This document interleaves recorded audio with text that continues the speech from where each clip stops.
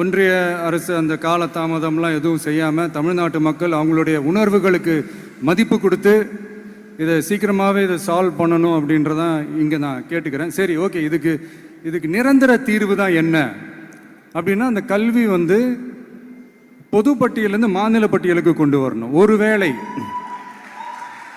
ஒருவேளை அதில் ஏதாவது சிக்கல்கள் இருக்குது அப்படின்னா ஒரு இடைக்கால தீர்வாக இந்த இந்திய அரசியலமைப்பு சட்டத்தை திருத்தி ஒரு ஸ்பெஷல் கன்கரண்ட் லிஸ்ட், சிறப்பு பொது பட்டியல் அப்படின்னு ஒன்று உருவாக்கி அதில் கல்வி மற்றும் சுகாதாரத்தை அதில் சேர்க்கணும்.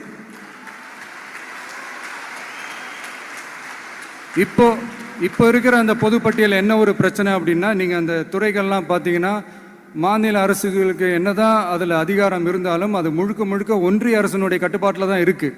அதனால் மாநில அரசுகளுக்கு அந்த முழு சுதந்திரத்தை அது தரப்பட வேண்டும் அப்படின்றதான் இங்கே என்னுடைய தாழ்மையான ஒரு